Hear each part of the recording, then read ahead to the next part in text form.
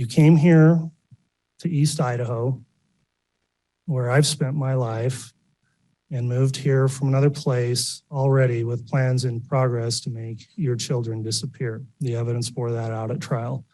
You removed your children from their home in Arizona, alienated them from friends and family, got rid of JJ's service dog. You moved to Rexburg, a community where you could find 1,000 random families to take your children, and you brought them here to murder them. You had so many other options. You could have gotten divorced. You could have found someone to take care of those kids. But as the state was able to prove at trial, you chose the most evil and destructive path possible. You killed those children, according to the state's theory, and I believe it, to remove them as obstacles and to profit financially.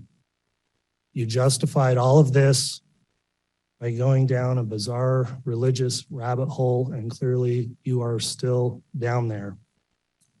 While you were enjoying your new life in Hawaii, countless law enforcement officers, family members, and volunteers were searching for your children.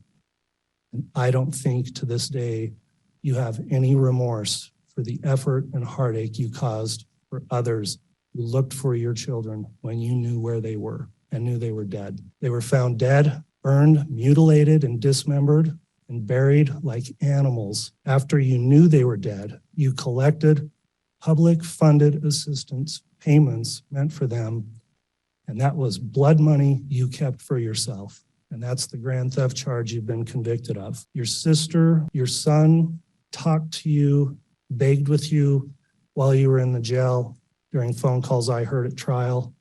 And those were very sad and difficult calls to hear.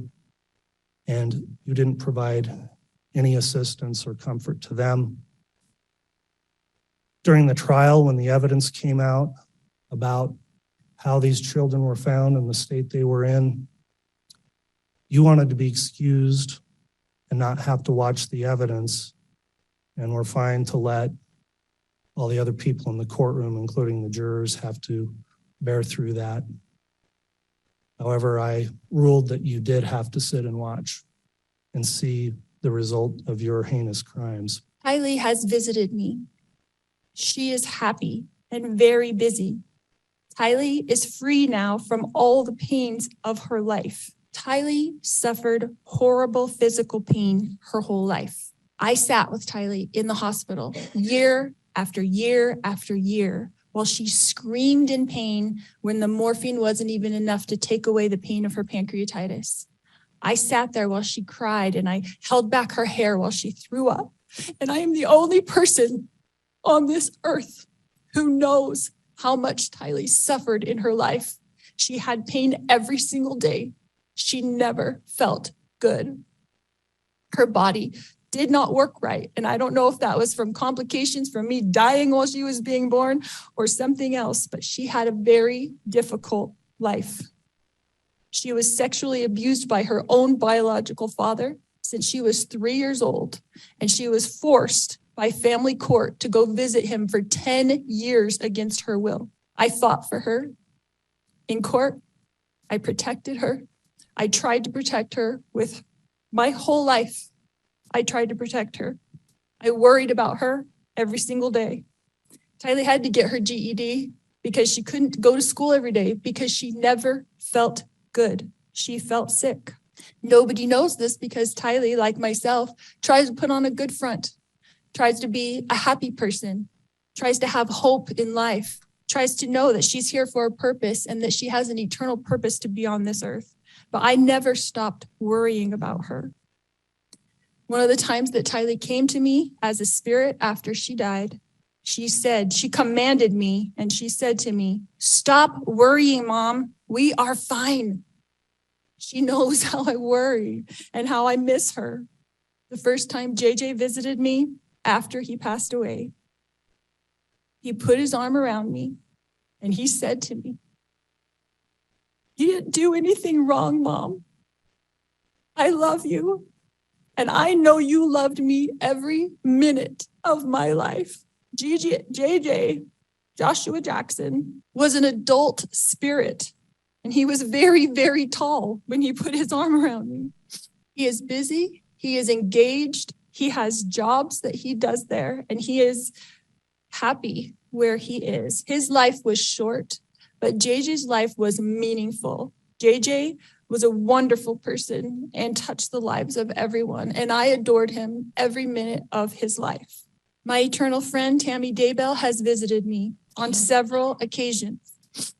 She came to bring me peace and comfort, and I know that she is extremely busy helping her family, especially her children and grandchildren. And I have a great love for Tammy.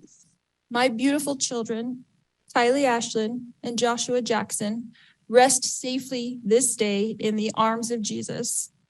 My wonderful friend, Tammy Daybell, rests safely this day in the arms of Jesus. And I look forward to the day when we are all reunited, and I too will rest with them in the arms of my Jesus. It's amazing. This has been a long, hard 4 years. I think that we all knew the evidence was there, but if you think that I didn't worry, if you think that our family didn't worry, until the moment Judge Boyce said basically 3 consecutive life sentences, you're wrong. I was shaken. We're really grateful for the outcome that came from it, and we're so grateful for the public support, but we're still grieving the loss of our mother this summer, so we appreciate your well wishes, and I'm just really grateful for what the verdict was for today, the sentencing, so thank you. Our hope, the work that we put in, the communication, the family, was always about getting justice for Tammy. We obviously love JJ and Tylee too, and we were pretty confident that they would get a fixed life sentence for her.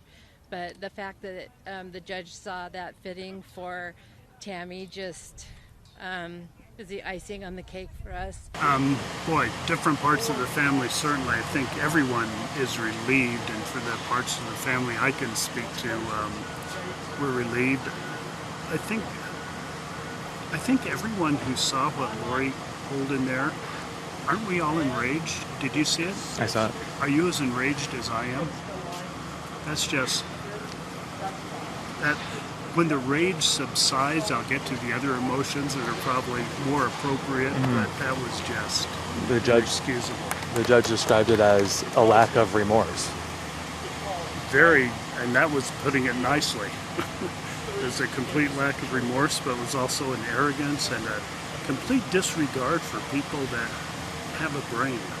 I mean, there's so much stupidity in her statement and who she was giving it to, the arrogance to say what she said after she's done what she did.